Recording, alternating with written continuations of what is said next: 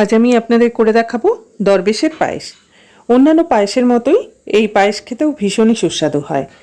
এটি একটি বহু পুরনো ও সাবেকি রেসিপি, যেটা বানাতে যেমন কোনো ঝামেলা নেই, তেমনি বানানো খুবই সহজ। তাহলে চলুন রেসিপিটি শুরু করা যাক। নমস্কার বন্ধুরা, প্রতিভার রান্নাঘরে সকলকে স্বাগত। দরবেশের পায়েস বানাবার জন্য আমি একটা মোটা ননস্টিকের কড়া নিয়ে নিয়েছি। পায়েস বানাবার সময় পাত্রের তলায় ধরে যাবার প্রবণতা থাকে, আর তার ফলে পায়েসে পোড়া গন্ধ চলে আসে। সেজন্য পায়েস বানাতে মোটা পাত্রই ব্যবহার করবেন। কড়া গরম হলে 1 চামচ গাওয়া ঘি কড়াতে দিয়ে দিয়েছি। ঘি মেল্ট হয়ে গেলে 15 থেকে 16টা কাজু বাদাম তেলে দিয়ে মিডিয়াম হিটে কাজু বাদামগুলোকে ভেজে নিচ্ছি। কাজু বাদাম হালকা বাদামি করে ভেজে নিয়ে তেল থেকে তুলে একটা পাত্রে রেখে দিচ্ছি। গ্যাসের ফ্লেম একদম লোতে করে কড়াতে ওই ঘিয়ের ওপরই 1 লিটার ফুল ক্রিম দুধ দিয়ে দিচ্ছি। আপনারা গরুর দুধের বদলে মোষের দুধও ব্যবহার করতে পারেন। ফুল ক্রিম দুধ হলে পায়েস খেতে বেশি ভালো হয়।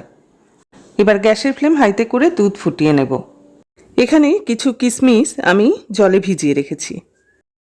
দুধ ফুটে উঠেছে, এখন গ্যাসের ফ্লেম লো টু মিডিয়ামে করে দুধ ফুটিয়ে ঘন করে নেব। আর হাতা বা খুন্তির সাহায্যে মাঝে মাঝে নেড়ে দেব, যাতে তলায় না ধরে যায়। এখানে আমি 6টা দরবেশ কিনে এনেছি। এখান থেকে 4টে দরবেশ আমার লাগবে। দরবেশগুলো হাত দিয়ে এভাবে একটু ভেঙে দিচ্ছি। পুরো গুঁড়ো করব না, এরকম একটু বড় বড় করে ভেঙে নিলাম। এদিকে ফুটতে ফুটতে দুধও প্রায় অর্ধেক হয়ে গেছে। এই পায়েস বানাতে দুধ এরকম ঘন করে নিতে হবে। এবার এই ঘন দুধ থেকে 1 হাতা দুধ একটা কাপে নিয়ে নিলাম। দুধ জাল দেওয়া শুরু থেকেই কড়ার গায়ে লেগে থাকা এই যে সর, এটা এরকম হাতা দিয়ে চেঁচে দিয়েছি, যাতে কড়ার গায়ে না স্টিক করে যায়। দেখুন, দুধ এই পর্যন্ত ছিল, এখন কমে গিয়ে প্রায় অর্ধেক হয়ে গেছে। এখন এই ঘন দুধে 1/2 কাপ চিনি দিয়ে দিচ্ছি। মিষ্টির পরিমাণ সকলের পছন্দ মতো দেবেন, আর দরবেশেও যেহেতু মিষ্টি আছে, সেই বুঝে মিষ্টি দেবেন। চিনি দুধের সাথে নেড়েচেড়ে মিশিয়ে নিয়ে দুধ আরও খানিকটা ঘন করে নেব। আর এদিকে কাপে যে 1 হাতা দুধ রেখেছিলাম, তাতে 3 চামচ মিল্ক পাউডার দিয়ে দিচ্ছি। ভালো করে নেড়েচেড়ে মিল্ক পাউডার দুধের সাথে মিশিয়ে নিচ্ছি, যাতে একটুও ডেলা না থাকে। গুঁড়ো দুধ ভালো করে মিশিয়ে নিয়ে ঘন দুধের মধ্যে দিয়ে দিলাম। এই মিল্ক পাউডার দেওয়ার কারণে দুধটা বেশ ঘন হয়ে যাবে। মিল্ক পাউডারের মিশ্রণ দুধের সাথে ভালো করে মিশিয়ে নিয়ে আরও কিছুক্ষণ জাল দিয়ে দুধটা আরও কিছুটা ঘন করে নেব। দুধ দেখুন এখন বেশ ঘন হয়ে গেছে, এর চেয়ে আর ঘন করার একদমই দরকার নেই। এখন ভেঙে রাখা দরবেশ এই দুধে দিয়ে দিলাম। ভিজিয়ে রাখা কিশমিশগুলো জল ঝরিয়ে নিয়ে এতে দিয়ে দিলাম। ভেজে রাখা কাজু বাদামও দিয়ে দিলাম। ভালো করে নেড়েচেড়ে মিশিয়ে নিচ্ছি। আর এই দরবেশ দেওয়ার পর দুধের সাথে দরবেশ 5 মিনিটের মতো ফুটিয়ে নিলেই হবে। এর বেশি সময় ফোটালে কিন্তু দরবেশ বেশি নরম হয়ে গলে যেতেও পারে। তাই এই পায়েস বানানোর ব্যাপারে এই ব্যাপারটা অবশ্যই খেয়াল রাখতে হবে। পায়েস হতে থাকুক।